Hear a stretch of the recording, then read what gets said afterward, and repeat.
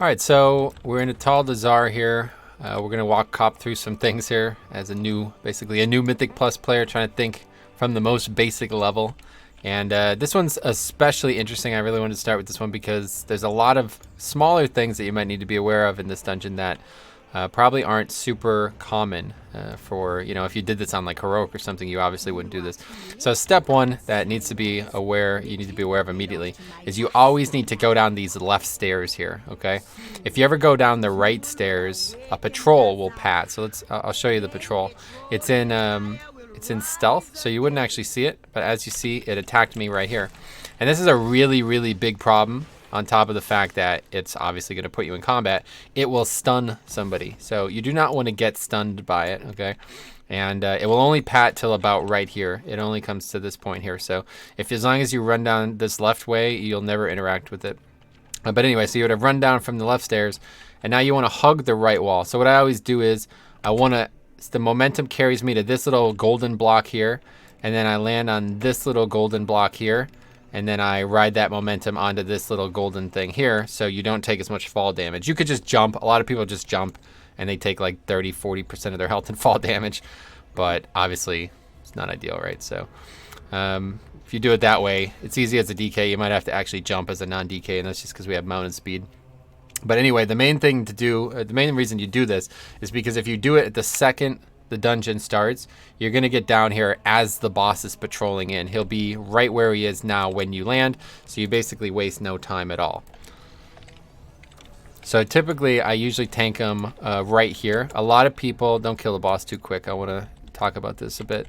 A lot of people are going to tank him a lot differently. I like to tank him right here, and then I use this little pillar over here, or whatever this is. It's like a buttress for the stairway. I use it over there. But yeah, what you did there is fine too. A lot of people try to come over here, but it's much longer to go that way when I'm tanking him where I am. So yeah, just kill him. We'll keep talking. But yeah, I think if you want to do that, it's probably better to tank him in a different spot. A lot of people just tank him against the wall there. So I'll show you what I mean. Over here, there's a couple different spots that you can tank him, but a lot of people kind of tank him right here, like with his body against this kind of golden thing here, and then you could easily hide on either side of him, so it's a little bit more options. But I like kind of just nudging him in this corner here. The main reason I like doing this, and maybe others don't, is because I really fear these skeletons as a tank, and you won't care much as a DPS. But basically, if the boss, if everybody's on this side of the room here, on the right side, the skeletons will never spawn as long as the boss stays in the water. So if he's kind of started here, you have a much higher likelihood that you're going to have to leave the water by the end. Still shouldn't happen, but oftentimes DPS will cut the corner around here, and they'll clip this right where I put D&D. There's usually a skeleton right there, or right in front of it as well, right about here. It'll clip one of these skeletons, and then that means that the skeletons now, usually I don't follow the boss as the tank, but you should be as a DPS. The skeleton will be attacking just some damage dealer. So then you have to get the boss back in position and get threat on a skeleton. So the main thing to think about here is if it does target you, you just want to make sure you do not run the boss over any skeletons. And it's easy to not do that, to make a mistake on that, because you'll likely get as far away from the boss as possible. And then if you just basically turn him, you move even 30 degrees to the right, that's enough of a degree difference for him to turn all the way back where he started and end up running over a skeleton. And that's the pursue mechanic on this. Yeah, boss, right? and that's going to happen. Choosing DPS. Yeah, that's going to happen a lot. So it can pick a ranged. It should pick a range, is what I mean to say. But it can pick you too. If you have 3 melee, especially, pretty likely. It's supposed to favor the least likely target, like the person who's the farthest, but it can pick melee for sure. I've seen it happen a lot. So if it's on you, you got to react quick. Now, one thing is you can bop. If you do get picked and you have a paladin, they might bop you. If you're playing another class that has an immunity, you can just... It's a good idea to not run, is what I'm trying to say. If you can not run and not die, you should do it, because then all the damage dealers don't have to run as well. And if you have multiple ranged, it's a DPS loss like crazy, so... Might even be a DPS increase with my Touch of Karma. You'll probably die. It lasts like 10 seconds, so okay. If you're doing it on any serious key, it's going to kill you. Definitely don't get hit by it unless you have an immunity. Okay, so now the sword Okay. packs, these are like notable for their interaction with the fixes, whether it's busting or bolstering or sanguine, pretty much any of the major affixes, explosive even. These mobs are very easy to kill normally, but very dangerous under the wrong circumstances. So as stupid as it sounds, you really want to have a CD up for at least one of these packs. And we're going to pull 3 consecutively just because of the way I like to do it.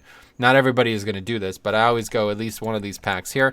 Now, if it's a really easy kill, these are a low key or it's basically an easy trash week, I might try to combine these 2 packs into one since they're very flimsy. If you get them all together, they'll die really quick. But one thing to notice here as a monk is that if you have Ring of Peace, you could put Ring of Peace down. So say me and you are right here attacking, and then there's some range damage dealers over there where I drop D&D. If you put Ring by the range damage dealers, it'll actually deny the swords their ability to jump, and it'll not only be a huge DPS increase, but also a huge survivability increase. Because as stupid as it sounds, these mobs are actually extremely dangerous under the wrong circumstances.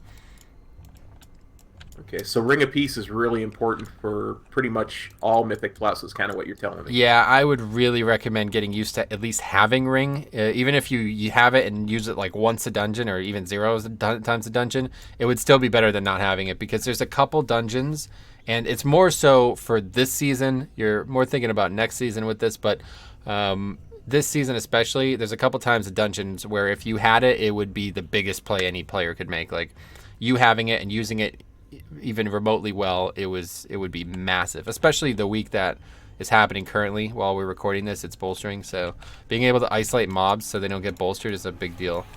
And then obviously this, I'm sure you know, this mob just needs to be interrupted. He only casts it once every 15 seconds, so one person is all that's ever needed.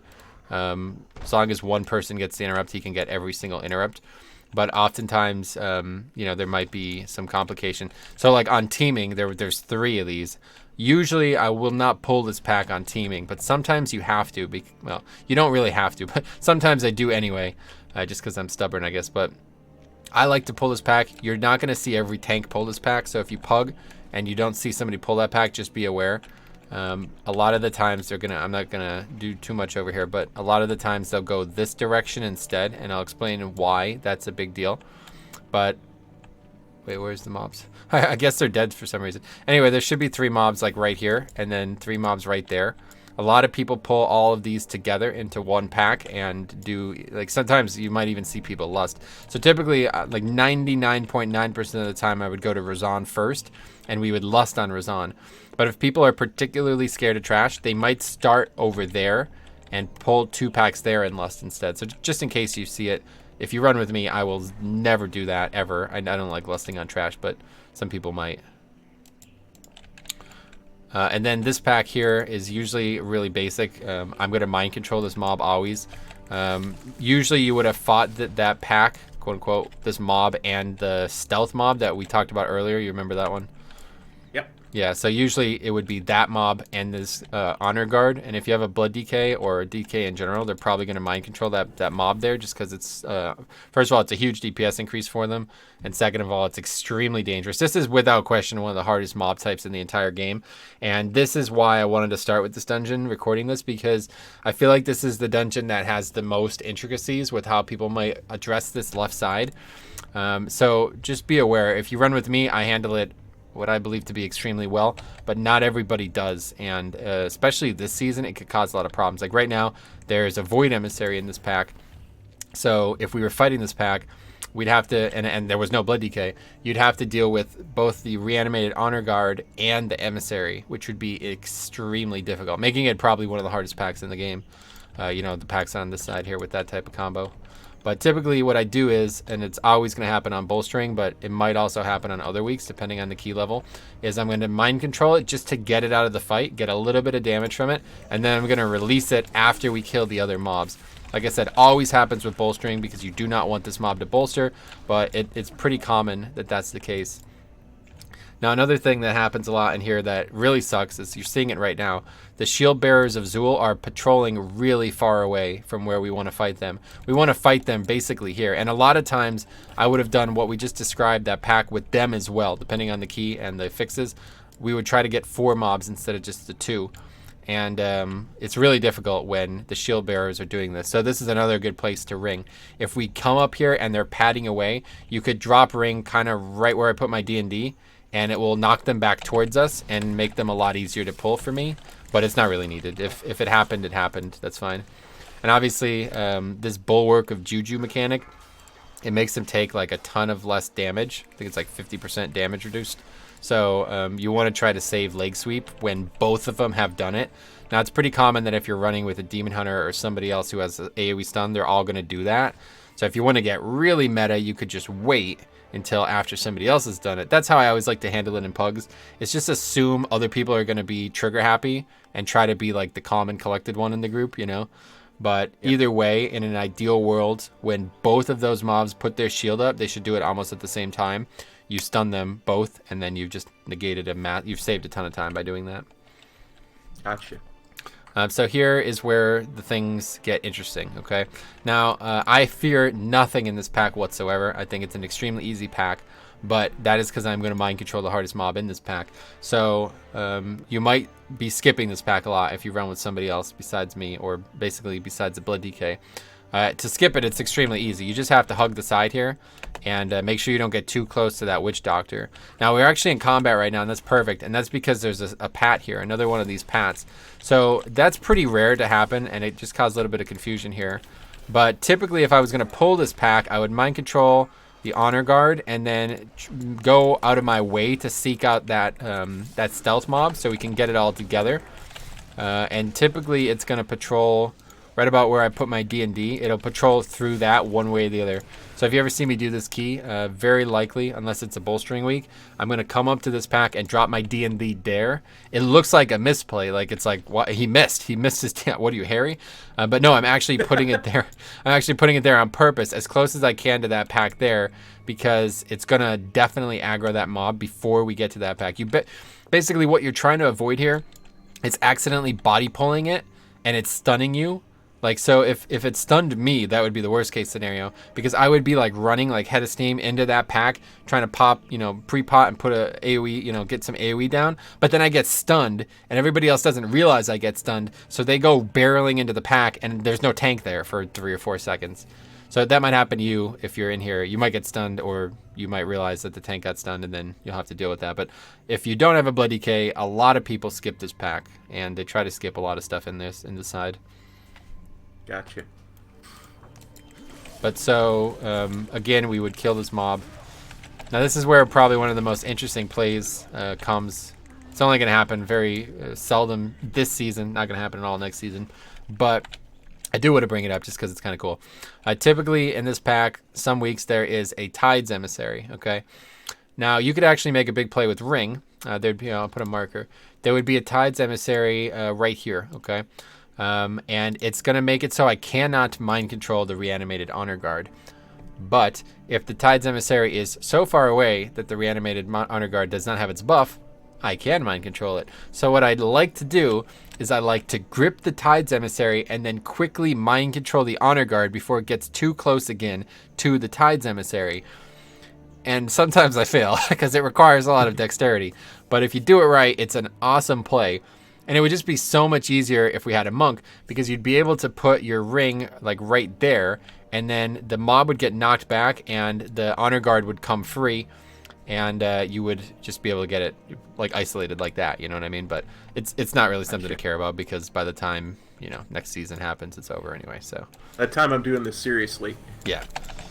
But another thing is, a lot of people try to skip this pack, and I guess it's pretty good to have Ring for it as well. If you don't have a rogue, what you could have done is you could have basically Ring like permanently dislocates the mob as long as they can't move.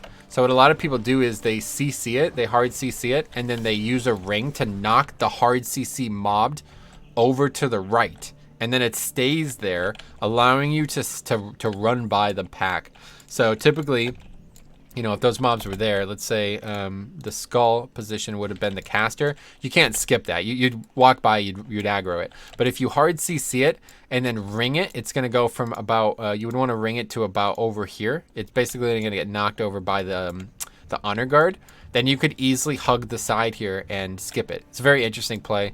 You don't see it very often, but just in case, as a monk, you might want to keep that in mind. It's probably never going to get called. Both with paralyze and then ring. So it's a good call to try paralyzing it. I tried that today on stream, actually. But something I didn't know about paralysis is it is not an out-of-combat CC. If you get too close to the mob, you will get into combat with it. So I don't think it actually works in this case, because even though you are able to run by the mob, you'll be too close to it and it'll put you in combat. I'm not 100% sure if my error or if it's actually impossible, but just be aware that using paralysis in that way, it looks good, but it doesn't actually accomplish what you're trying to accomplish. Gotcha. Now, here's a complicating factor here, which I always try to avoid just by running down these stairs. But there's 2 mobs in stealth.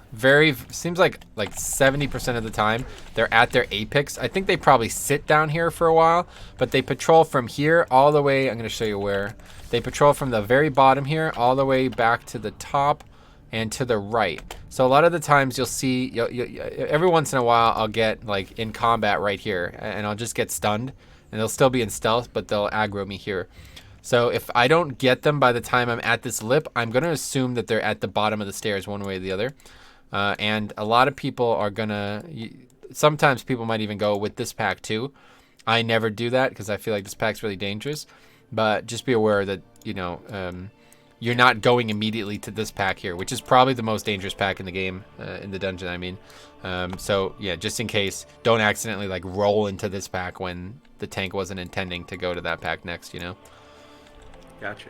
Now, okay, so this is the most complicated pack in the dungeon for sure. Let's see. Run back over here so we could get a better angle at it.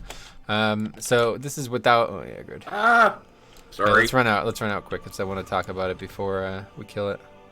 It's a very, very complicated pack, and this is what separates, I believe, you're going to see a Blood DK like me handle it a certain way, and it's going to make it a lot easier. It's still very dangerous, and frankly, it's probably something I should skip, but it's kind of like a little, it's very nice to do it as a DK, and I feel like it's not worth skipping something if you can just kill it, obviously. So, but it looks like we've dropped combats. Oh no, they're still coming. All right, anyway, that's fine. I haven't. Okay, cool. Yeah, I didn't realize only you got in combat somehow. But so, yeah, a lot of people are going to try to skip that. And you could do it the same way I was just detailing with the CC and ring it across. You could shroud it a couple different ways. So we'll talk about what's happening here. But yeah, you could shroud it. A lot of people will shroud. The problem is shroud won't be back up the second time. So here's the third way to skip it once they reset.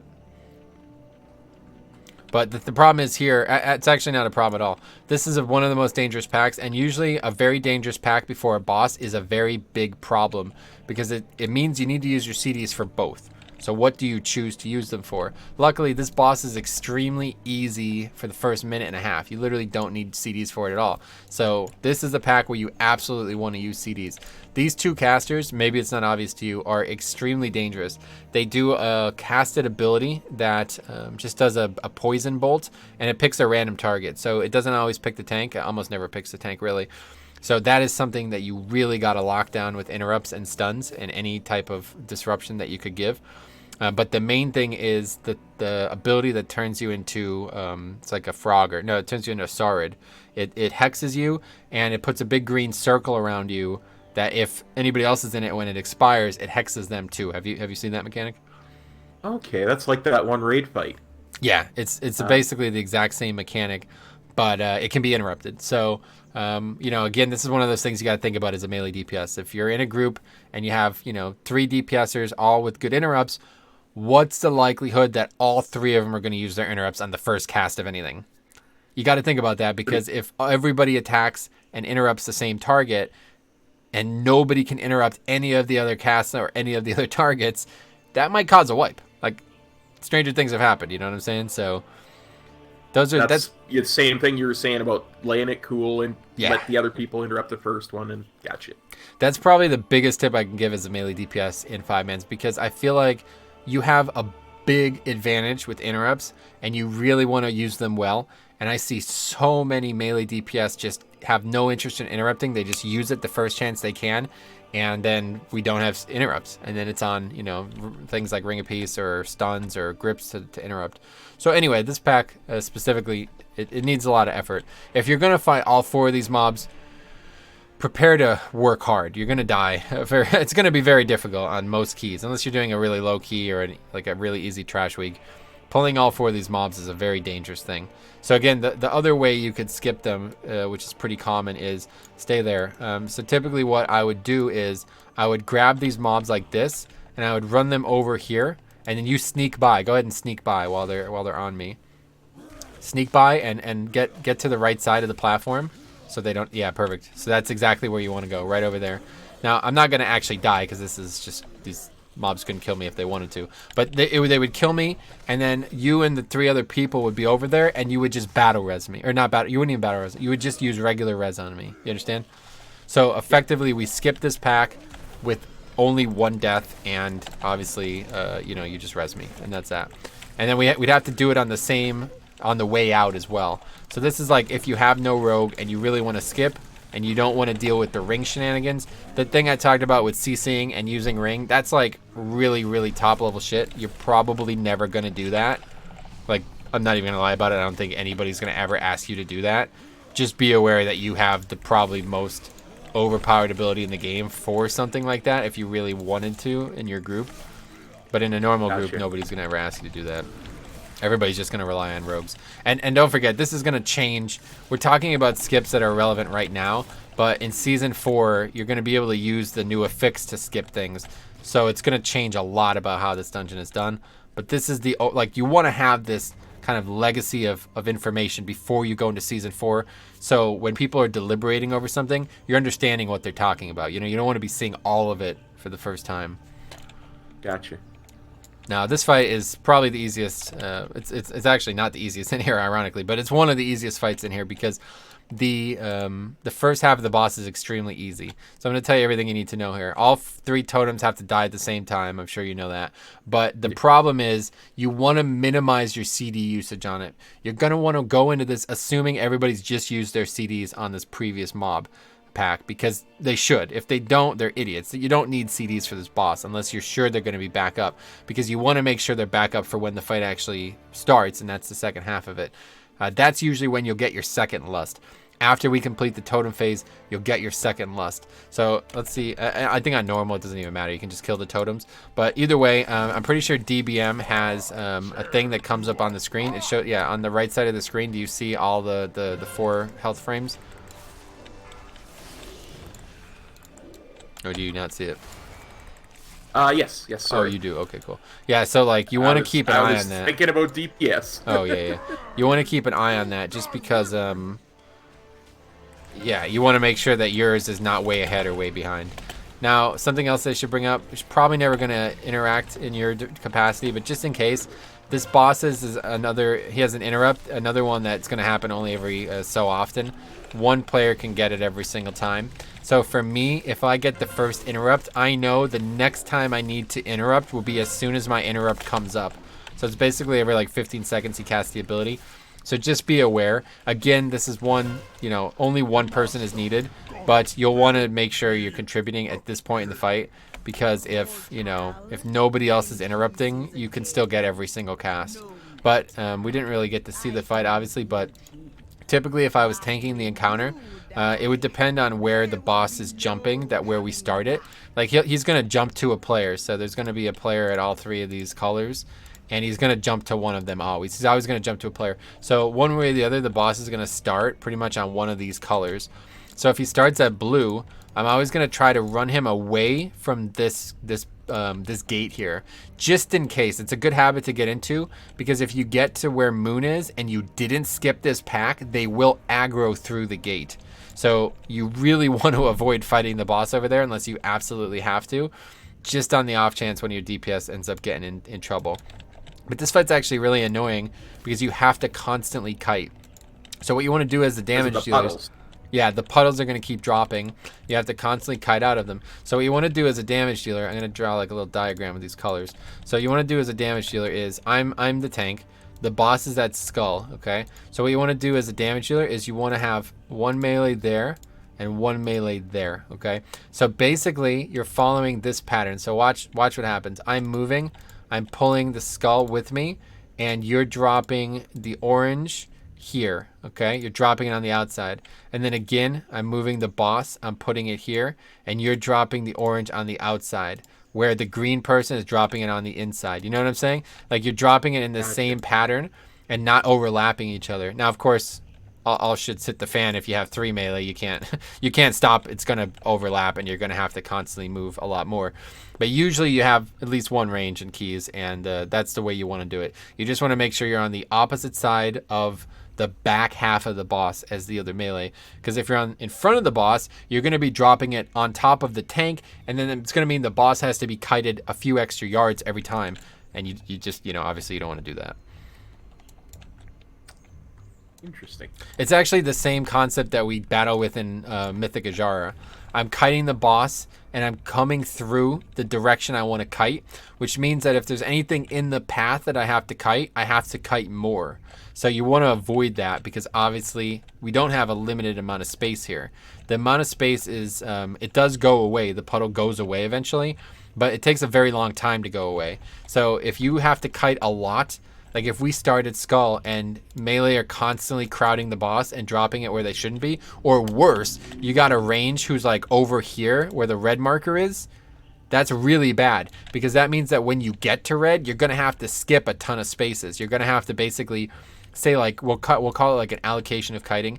You kite 10 yards per allocation. So every allocation, you skip 10 yards. When you get to red, you now need to move 30 yards. So you've now just basically allocated 3 extra kites to the pattern, and that means that you're now, if typically it would take from skull to skull in this pattern to drop to reset the stuff on the ground, you've now, like, you've misallocated your distance, so it's there when you get back to skull. You know what I mean?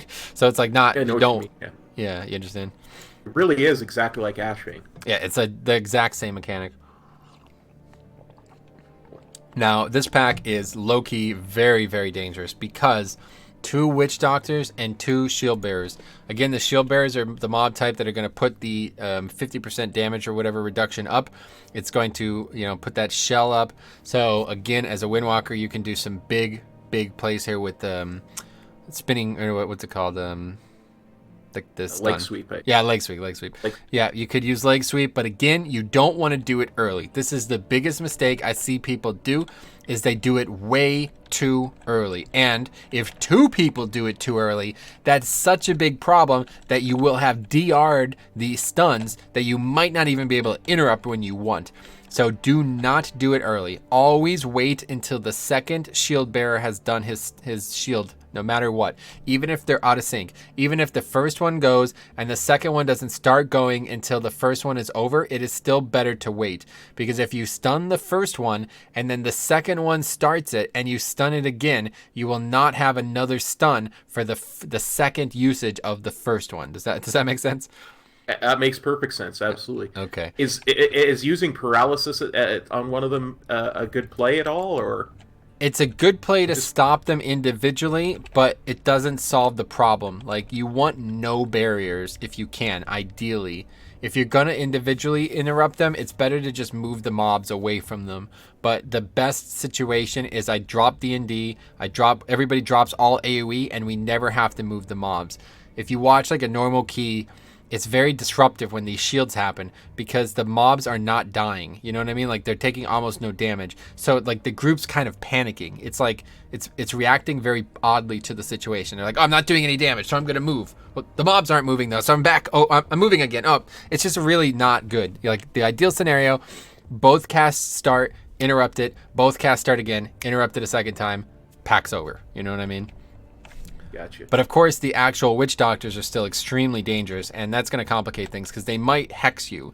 If they hex you, you can't stun. You know what I mean? So this is a very complicated pack, and this season especially, it's very difficult because it has one extremely dangerous emissary placement, being a Tides emissary. The way people handle that is pretty easy. I guess I won't talk about it too much, because next season it's not going to be there. But basically, you just separate them, and then you can interrupt stuff, no problem.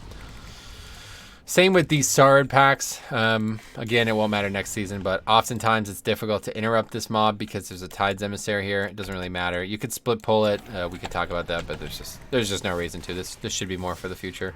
So again, just make sure you're interrupting the Sky Screamer, and all it needs is one person to interrupt it. They can get every single interrupt. Actually, something that I should mention, though, is kind of like basic etiquette of interrupting. What happens a lot of the times, especially on a pack like this, people fear, they have this like they're really scared. I think it's really a way to put it. They're very scared of this mechanic, and rightfully so. It's a fear. But they'll do everything they can to interrupt it instead of just interrupting. Like, all you need is just an interrupt, it's over, right? But people will death grip it, or they'll stun it, or they'll knock it back. And what this does is it creates a very big issue, because you might have used your interrupt while it's getting interrupted by something else. Like if I stun that mob while it's casting and you use your interrupt, first of all, your interrupt has failed to interrupt an ability. It did nothing.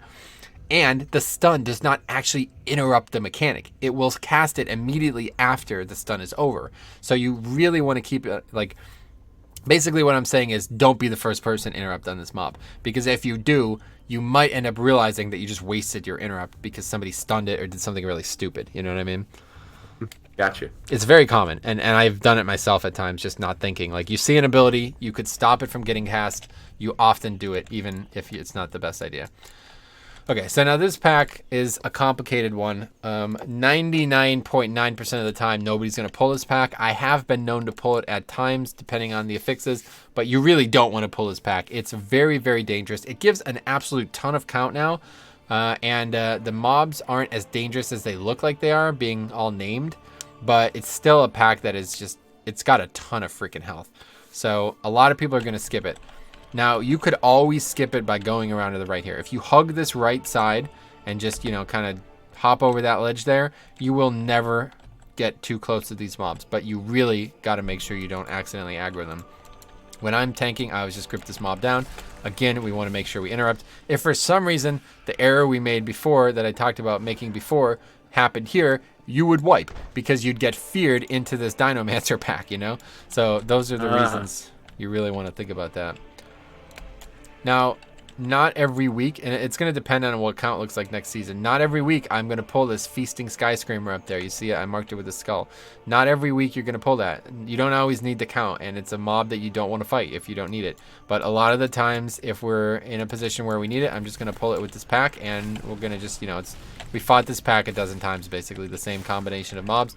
Not a problem at all. Again, you could ring... prevent the mobs from jumping, otherwise just AoE stun or something, keep them locked down and kill them as fast as possible. Two packs in a row. A question about that Dinomancer pack, if I may. Yeah. I'm just wondering, because I noticed you were very careful about when you went around on this, hugging the side. Is that, like, if they're too close and we're trying to go around, are they going to aggro? No. So like I said, as long as you're not... Basically, the way to look at it... Here, I'll draw like a little line here.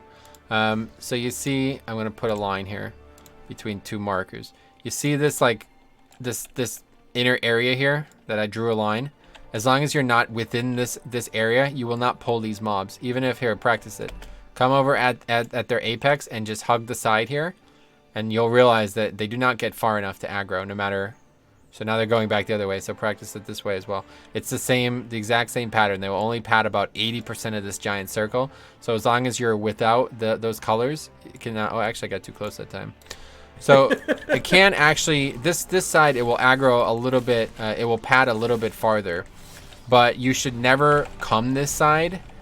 Like, I'd say probably about 80% of keys, you will not come this direction, because there's either going to be a pack here. Yeah, like you remember we elected to pull that pack earlier. Yep. So there's either going to be a pack there, like if you're doing the strategy that I'm not doing, you're going to have that pack there and you're going to try to skip it, so you're not going to go that direction. Or you're going to have that bird up here that I marked with the skull just a little bit ago up here. And you don't want to pull that either. So one way or the other, if you run by this area, it's going to pull something that you probably don't want to pull. So like 90% of the time, I think, everybody's going to go around the back. So I think basically, let's illustrate it. So I think the mobs are going to stop at skull, but they might extend to red, I think. It's probably what happened there, because I've never noticed them aggroing in that direction. But I do that probably like 1 in 10 times that I skip those mobs that go this direction. So I just didn't realize that. But yeah, they go maybe about 5 yards further on the red side. So yeah, either way. Because I'm always paranoid about two things there in the times I've done this dungeon is, one, aggroing that pat, and two, falling off the path. Yeah. And it's always very hairy for me to try and do that. Yep. So I always worry about where I'm going to aggro them. You should never aggro them if you come around the outside and you stay outside of this inner ring, basically. As long as you're on this outer ring and you're hugging these pillars, you should be good. And the only way you could fall... So, like, look at the direction my character's facing. I'll draw a line with the markers. My character is on yellow and he is facing blue, okay? If I run from yellow to blue, I will fall, okay? So you could either jump or you could just not run. You could just run in a 90-degree angle instead. You know what I mean? That's it. It's just follow the path. People have fallen here, man. You won't be the first person. I'm telling you. There's people every once in a while. You'll be coming this direction, and you'll see somebody go out of range and take about 60% of their health and damage. I'm like, huh, what happened to that guy? Oh, he freaking just lost the key because he fell. You know what I mean? So, that's yeah. Like I say, I think I've actually fell there before the first raid even opened when I did one of these. Gotcha. That was like a heroic. Right. Well, not as big of a deal on heroic, obviously. Okay, so now we're getting into a whole new type of mob. You would never fight this mob type unless you did the pack I described on this side of the dungeon earlier, where we talked about starting the dungeon that way with Bloodlust. But typically, this mob set over here is just way more lethal individually, but way less dangerous in a pack. Like they're higher volume, but they do a lot more casts and a lot more abilities that you just want to be aware of. So this augur is one that is going to repeat. It's going to be in a lot of packs up here, a lot of mobs up here. So you just want to try to interrupt it as often as possible. Long story short, it's not something that is requiring a massive amount of. You don't need to be 100% focused on it. Let's put it that way. It's not the most dangerous mob in the pack, but you really want to have it. You know, if you need to set it as your focus or something, go for it. But you really want to have your eye on it to make sure that you interrupt it at the right time. So here we go. This has the potential to be the hardest pack in the game if it's under the right circumstances. But it should be pretty easy most weeks, especially any tyrannical week. It's not going to be a problem. But the big problem here is when it's teaming. There's extra mobs that I can't really explain because they're not here. You'd have to see the mechanic. But long story short, it's a mob that is going to try to heal. And it's going to do this mechanic called, it's going to put this giant golden dome up. Let's put it this way. If that giant golden dome is up, you've gone too far. Let's put it that way. You made a mistake. You know what I mean? It's called Might of Buon Samdi, and it makes everybody in the golden dome impossible to CC. So you can't interrupt, you can't stun, you can't knock them back, you can't do anything to them. So if it was teaming and you're fighting this pack without any CC or anything like that, that's the mob you really want to focus down. If it's not teaming, it's not that big of a deal. This pack is pretty easy. All you got to do is interrupt the augur. So don't attack these. Just let them do a couple things first, and you'll see what they do here. This augur. So the honor guards are actually the hardest mob in the pack. Actually, the Juggernaut is technically the hardest mob in the pack because he's going to like charge around. This Martialist Assault, you see that mechanic? It should never hit you as a melee, but it's a very, very, very dangerous ability, and he is getting buffed during it. So you want to move out of it, basically. Like if you were max range, you'd have time to move out of it and it wouldn't hit you. But either way, every time he does that Fanatic's Rage mechanic there, he's going to do a lot more damage. And it's going to get a lot more dangerous. So we're waiting for the augur to do it a mechanic here, which they're not doing. Maybe they don't do it on normal. They might not actually do it on normal, unfortunately. But basically, the augur, again, in this pack is the one that you want to be interrupting. They're going to do a mechanic that is going to turn the Juggernaut into basically an AoE DPS target. Like, he's going to start spewing fire everywhere. Have you ever seen that whenever you've done this dungeon? I think I know what you mean. Yeah. So I think I've done this as a key before. So. Yeah, so it's perfectly interruptible. It's just nobody does it because everybody's like, well, I'm doing 400k DPS. I'm not going to interrupt as well. You know what I mean? So like they'd rather just have deaths than interrupting. But if you interrupt that one ability, again, provided it's not teaming, the pack is easy. It's so easy, but nobody ever gets it because there's like 6 mobs. There's a lot of stuff going on. Mobs are like charging out, and there's, you know, whatever fixes are happening. So just keep an eye on that. The same thing over here. A lot of the time, we're actually going to start with these 3 mobs. We're going to leave that pack up because the way CDs typically line up on your normal key is you would have used 2 or 3 minutes CDs for that pack at the bottom of the stairs, and then they will not be back up for this pack. So typically I will pull this pack first.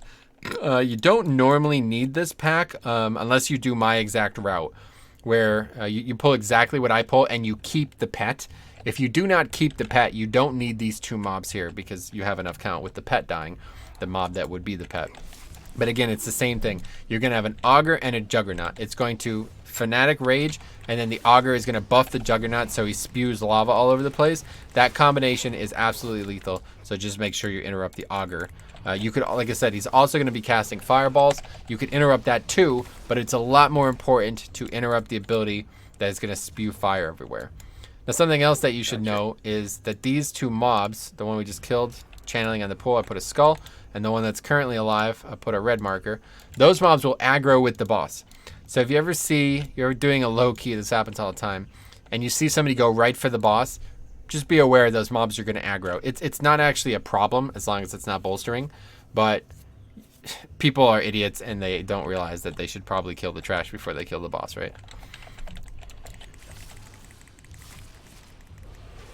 The mobs are actually the same thing as the boss, though. They're going to channel the life drain type ability. So they'll put a little red puddle down. If they're channeling it on you, you could stand in the red puddle to kill them. So a lot of times people will do this giant pack with all of these mobs, the skull, the red, and the mobs that are where D&D was, you know, all of those together. So that's 8 mobs, I think. They're going to pull it all together. And the biggest play you could make, besides interrupting the Augur, is actually getting the red puddle on the ground soaked if the priestesses are channeling on you. Because if you do, it pretty much deletes them. Like, it kills them during the duration of the channel as long as you're damaging them outside of that, right? So that's actually a really big tip that you could make. It's not a big deal because the mobs are going to die anyway, but ideally whoever gets that on them will have the wherewithal to move into the blood puddle, and then they'll die even faster, you know? Okay, so this boss is probably the easiest boss in the entire game. They've tried to buff it. It's still extremely easy. Do you know, like, tell me what you know about this fight. She's got this little kind of black puddly line that when it's on you, you got to get into the gold puddle, I think. Or maybe I got that reversed. Yeah, I mean, it's There's close a gold enough. line, But you got to get the black puddle. it's a red, it's like a blood red puddle. And basically, so let this play out. Don't do any damage here. I'm going to show you exactly why this fight is complicated. It's not complicated, but I'm going to show you what could cause complications. So the ad... Oh, actually, I don't think there's even an ad on normal. Well, anyway, there's going to be an ad every, like, 30 seconds or something like that, okay? It's going to spawn at Skull. I'll put a mark. It's going to spawn right at the top of the stairs. So, again, another great place for ring. You could just ring, and it just makes it so much easier. But there's a little bit of a psychological warfare thing going on here. So go ahead and, yeah, get that. There's a little bit of a psychological warfare thing going on here, where people always want to get a puddle, and they're going to race for them. So you almost have to battle your own teammates to do this fight properly.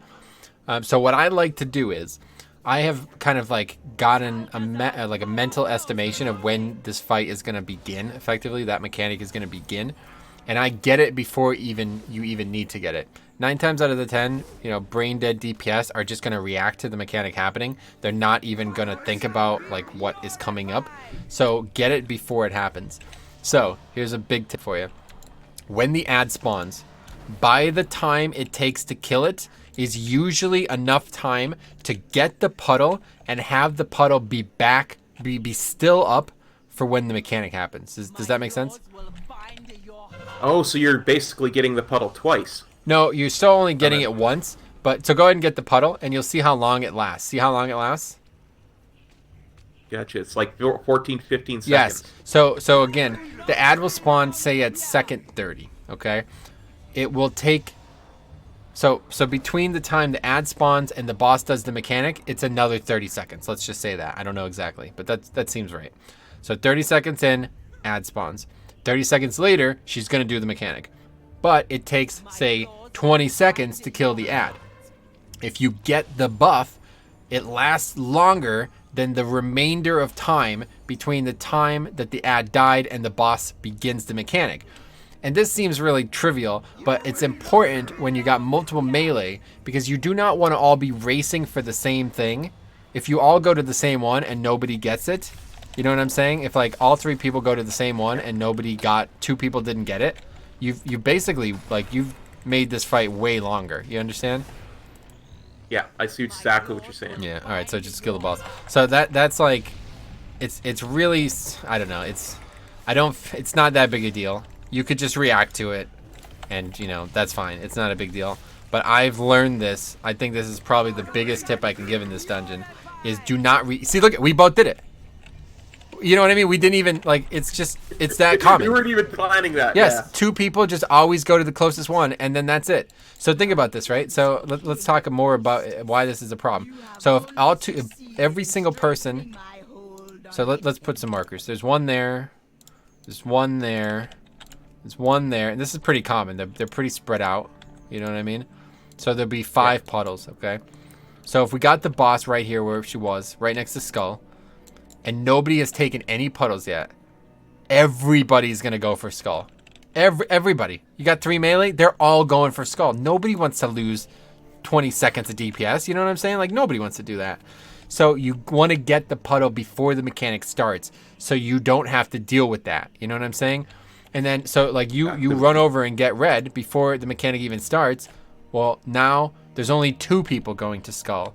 So only 1 person ends up getting destroyed by the mechanic. Or, there's just less mistakes that can be made overall. You understand?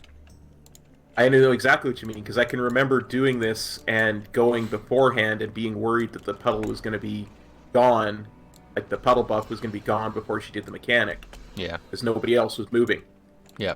So that's my tip. Just when the ad spawns, kill it as quickly as possible, and maybe wait, depending on the key, don't just rush over to them, but try to just think about it, like 1 Mississippi, 2 Mississippi, 3 Mississippi. Okay, I'm grabbing a puddle. You know what I mean? And just get it before the mechanic starts. And that forethought will usually be enough to make it really does. It makes a big play. Because if everybody messes it up, first of all, you're losing a ton of DPS, because people are running around. Second of all, you're healing the boss. Every second that somebody doesn't have that blood debuff, the boss's health is going up instead of down. And if even 2 people don't have it for a significant period of time, the boss will actually heal, like she'll be higher health. You know what I mean? If 3 people get it and 2 people don't get it for the entire duration, she will heal more than she will take damage. So it's actually that's such a huge issue. Okay. Gotcha. So we're at my favorite fight in the game. Absolutely the worst fight. I hate it. Absolutely despise it. And I think if you do keys, you'll despise it as well eventually. And the reason that it is a pain is because this boss has an enormous health pool. An enormous effective health pool. It doesn't actually have that much more health than anything else in the game, but there's a lot of times where you're not able to cleanly attack the boss. Now, we're not going to be able to see it here in normal, but we should talk about this. Typically, what people do with a lot of melee is they'll start the boss. I'm going to just put some markers. They'll have the boss move in this pattern. Okay, oops. Ignore that. Anyway, they'll have the boss move in this pattern here, basically around the room. Okay. And some iteration. Oh, keep doing all kinds of stupid stuff. Anyway, some iteration of this is what people are going to do.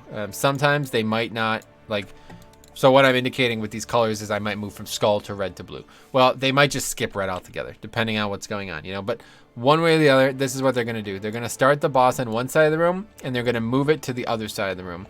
Sometimes they might just move it from skull to green, back and forth, depending on the comp. But ideally, the way the pros, quote unquote, the way the people who are very maximized in this fight are going to do it, all 5 people are going to stack. Every time the spiders come out, they're always going to go in the exact same direction, and you're just going to move the boss away when they grow big. When they grow big, they move faster, and obviously they're more dangerous, so you definitely don't want to get hit by them there. But this is particularly complicated with multiple melee because you might not even see them. If there's a lot of stuff happening under the boss, this is a really tough fight, man. And I would fear this fight on any Tyrannical week because first of all, it's gonna last a lot longer. So that means a lot more spiders over the course of the fight. and it's going to be a lot harder to navigate. Like, so you know about how the boss, it sucks your spirit out, right? You've seen that mechanic? Yeah, and you have to like run to your spirit or something like that. Yeah, so it sucks your spirit out wherever, when the mechanic ends, wherever you are, it summons your spirit. And if the spirit gets to the boss, it is going to do an AoE. It will basically puts a dot on every single person. Now, I have had it where people let their ad hit the boss and we don't die. But it's a really big issue. You really don't want to do it. So ideally, let's get rid of all these marks. So ideally what you would do if the boss was at skull, basically everybody would run like the complete opposite side. So they'd go from skull to red. They'd drop all 4 of them there, AoE them down quickly. That's that. Easy. Right? Easy mechanic, right? First time that happens, really easy. There's no spiders anywhere. You're just going to run there. You're going to kill them quick. Okay, second time it happens now. Let's say the boss is at, probably be by red at that point, okay?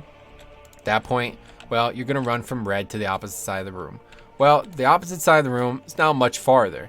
From red, you're probably going to want to go to about blue. You know, that's the opposite side of the room. So that's where you'd want to get to. Well, unfortunately, not everybody's a monk. They're not going to all make it to blue. So you want to be like, okay, I'm inching. Okay, we're going to drop it right about here. So a lot of the times, some might get dropped at red, or some might get dropped at blue, Some might get dropped at purple. Some people might even think they're going to go over there. So they're going to get all split up. If that does happen, you got to quickly nuke the one that is not with the group, because the other 3 are going to die easy. But it gets even more complicated. So by the time we're halfway through the fight, that is halfway through the kiting progression, boss is at skull. Now we're going to move to red over here. But guess what? The entire part of the fight where we started by blue, covered in spiders. The whole freaking lot of it, covered in spiders. So now you have to go from skull over to orange and then to red. Because if you go from skull to red, you will die. You will run through spiders. And this just, as you can, I'm sure, imagine, gets so freaking complicated by the time you are then, like once the boss is on this side, oh, good luck. It is an absolute mess. Because then there's spiders literally in the entire center of the room, all over the place. And it's just a potluck, man. The amount of times I've done this dungeon, and it's really complicated with explosive because the boss is like, you know, it's not very prone to movement, and the explosives are going to spawn behind her a lot of the time. So I don't know, man. I just really hate this encounter, honestly, as a tank especially. Can see having a lot of melee would make it tough to get some explosives if there's a lot of spiders around too. Yeah, so I mean, I don't know. It's up and down. Like some people say this fight is the melee fight. Like if you have 5 melee targets, then the spiders are everywhere, that like they're all in one place, you understand? Like if you start at skull and you move to red, then all the spiders start at skull and move to red as well. Like that they chase a player, right? So it makes it easier.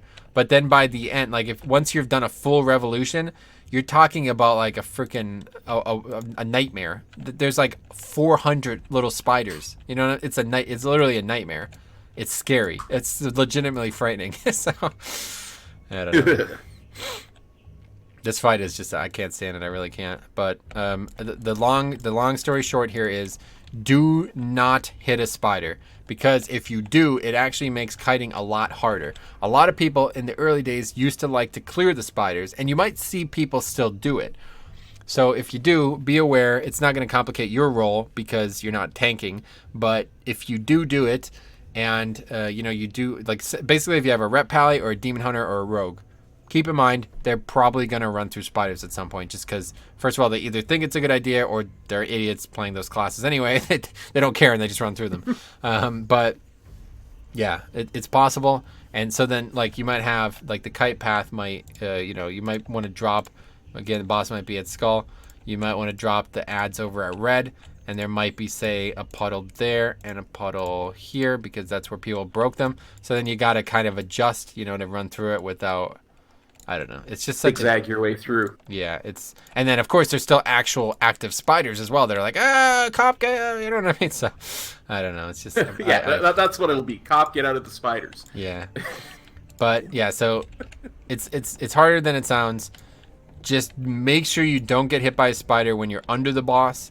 try your best to get. Luckily, as a monk, you are in a great position to do this fight because if you have a solid, again, if you're going from one side of the room to the other, you can just use your rolls and get there really, really quick, and then you don't have to worry about anything else. But that's really best case scenario because 9 times out of 10, once you're like a minute into the fight, the room gets really crowded. So this is another complicated fight because Bloodlust is always going to be back up. You're always going to lust here. But more importantly, it's when you lust. And a lot of people are very hesitant to lust on the pull because like 10 seconds into the fight, everybody gets dragged away from the boss. I believe, and this isn't based on any math or theory, I believe lusting on the first global is always the best because there's so many abilities in the game that are modified by haste now that getting them, like for example, Blood Boil is a 6-second recharge.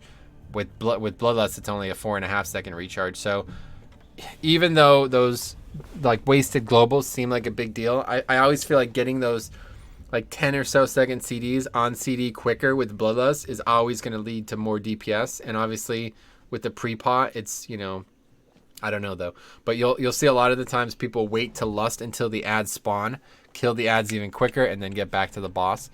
But I don't know, like you'll have to figure that out on your own. Some DPS, they don't even pop CDs until the ads spawn. Like they literally do like 10k DPS until the ads spawn and then they pop everything. So I don't know. I don't know how I could do that. Like I'm like you. I love to just explode everything on the pull. Yeah, it's just the problem is like if your opening burst takes longer than 10 seconds, you have to move. It's basically pull. I get that, but... pull, skewer, mechanic. It's like that quick. 7 to 10 seconds. You'll have to move one way or the other. So I can see there's some things that I would do on the pull, like using Razor Coral. Because that's going to stack charges and stuff. Maybe I might do a Zwen, because that's going to continue to attack the boss whether I do or not. Stuff like that might be good on the pull. But then maybe I'll wait my Guardian of Azeroth until, later. Yeah. So I don't know. Those are things to consider. The main reason that you really want to think about it, though, is because even though this fight's like DPS check isn't that high, you're spending so much time navigating the minefield of spiders and doing the ads that this is probably the most DPS intensive fight in the Mythic Plus suite because it's like the faster this fight dies, it just gets so much easier because there's less spiders, there's less ads, there's less everything, there's less running. If the fight died in a minute, it would be the easiest fight in the game. Literally, if it died before you had to get halfway through the progression of kiting, you wouldn't even think about this fight. It would be the easiest fight in the game. But when you're doing it on like an 18 Tyrannical and the boss is lasting like 4 minutes and you're going from one side to the other twice, I swear, I've done this fight 3 times this week, and every single time we get to the opposite side of the room that we started on, and nobody is dead, and I'm like, oh, we're going to wipe. We're going to wipe here, because the spiders are so complicated at that point that I do not trust these people to navigate them a single time more, and every time this week, they've proved me right. 2 people have died on every time I've done this boss this week on a higher key. And it is because once you get to the opposite side of the room, it is just an absolute minefield to drop the ads far enough away from the boss while also not getting hit by the spiders. So I just can't stress it enough. Killing this boss as fast as humanly possible is the biggest challenge in this entire dungeon, in my opinion. Same reason we do Ashbane in 2. It's not. Yeah, it's actually not that far. Similar theory behind the reason. Yeah. It's a little different because you're not 3 tanking instead of 2 tanking, but you're not actually changing the strategy, but either way, the less things you have to deal with, the better. So yeah, there's that mechanic there, that's Soul Rend.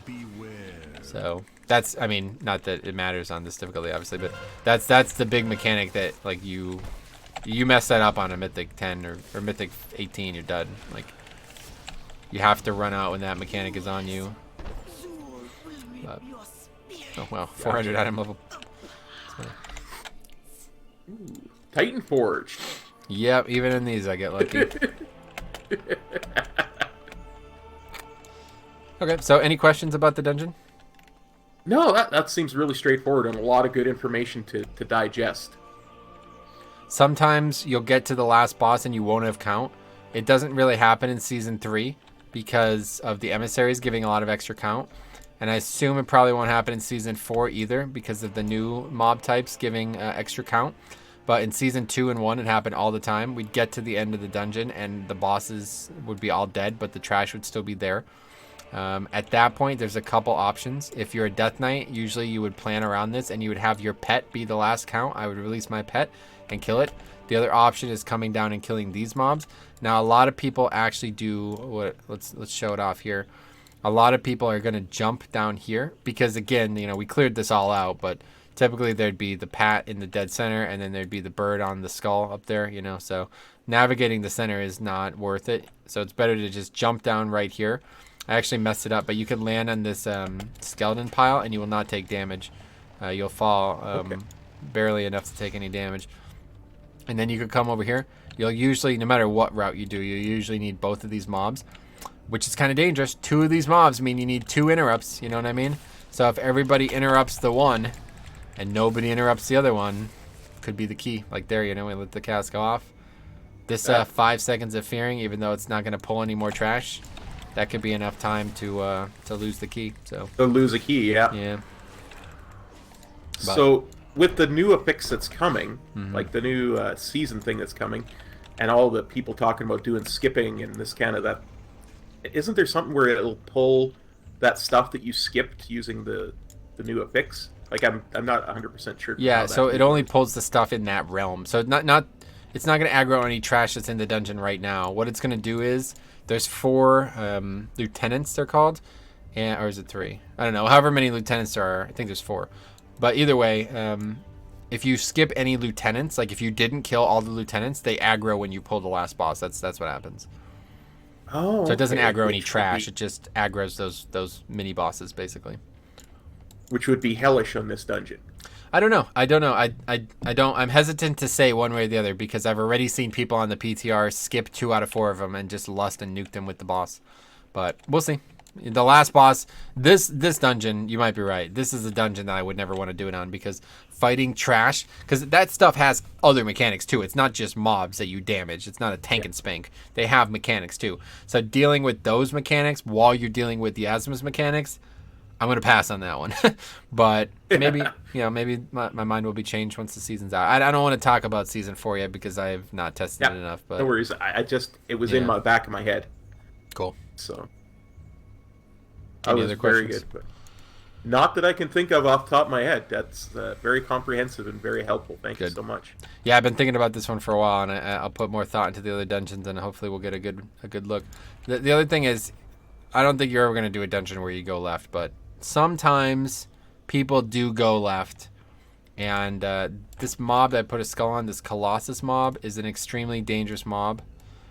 I hope you'll just never go left. But maybe season 4, people are going to start going left for some reason. But I don't know. These like super tryhard people, they like going left. And I guess they think dealing with this 1 or 2 Colossus packs are easier than constantly dealing with the honor guards on that side. But I don't see it. I guess just because I'm a DK. But just be aware that is probably the most complicated mob in the entire game. Basically, it's going to, you have to nuke it mad quick. Otherwise, it's going to protect the pack the whole time. But gotcha. That's it. So, yeah, nothing else. No questions? Nothing else that I can think of off the top of my head. It seems very straightforward and very well explained. Thank you. Sweet. The biggest, let's give an award to the biggest noob moment. The biggest noob moment in this dungeon, start the key, somebody goes right. That's how you know they have no idea what they're doing. It's not even an exaggeration, dude. If you go right, you might as well just stop. You're not going to get down to Razan quick enough. You're going to aggro trash, which then is in turn going to aggro the Saurids. And, you're going to be stunned. You're going to be stuck up there. You're not going to get Bloodlust. You know what I mean? Yeah. Whenever you see somebody starting on the right side of the dungeon, you are in a bad group. We'll do that for every dungeon. What's the biggest noob mistake you could make? Not the dumbest mistake, not the worst issue you could do, but the thing that if you see somebody do it, you know they're inexperienced. That is it. So for you and others watching at home, do not go down the right set of stairways. It's a tragic mistake that is almost to the point where I would say people probably would be like, all right, that's the key. Thanks anyway. If you pull trash on top of Razan, you might literally wipe to that, and it might cost you Bloodlust, all CDs, and probably disbanding the group. Wow. It's that volatile, man. Mythic plus Pugging. I believe it. I have seen a lot of your keys, and I know exactly how volatile it can be. I just can't believe people leave so easily sometimes. Yep. All right, cool. Well, if that's that, then moving on to the next dungeon. I'll get together again with you another time, and we'll get going on all the dungeons. The goal for this series is to do every single dungeon. Don't know how long it's going to take, but the main goal here is for me and Cop to, I basically want to try to get Cop as much knowledge as possible before Season 4 starts, so he can get higher and higher keys done, get the 15 done every week, so he can get some really good gear out of the cache, and his confidence levels could improve. Hopefully, along the way, I'm able to improve you guys who are watching this as well. And I hope you found this useful. And the idea on my end is the exact same. Plus, I want to get that mount. Plus, for 9.0, I want to be the type of guy who is confident enough that I can just go in and do Mythic Plus in the next expansion. And that starts now. Yeah, I think a lot of people don't realize this, but like, if you do keys, like, I've been doing the equivalent of Mythic Plus for 4 expansions now. I did hundreds, maybe probably more like thousands of Mythic Plus keys, quote unquote, challenge modes in MOP and WAD, thousands in Legion, and certainly thousands in WAD and BFA as well. And a lot of the mechanics are handled the same way. Like once you see them once, you'll remember, oh, this is handled the same way. In fact, you probably hear me say it all the time in raids. I'll compare like the third boss in the raid to Paragons because it's got almost the exact same mechanic. We did this mechanic 5 years ago, or like maybe 6 now at this point, but it's handled the exact same way. So if you remembered how to handle it from 6 years ago, you know how to handle it now, Absolutely. Absolutely. Anything to get better. Sounds good. All right, cool. Well, thanks for watching, guys. We'll be back with another dungeon shortly, and that'll be that. Peace.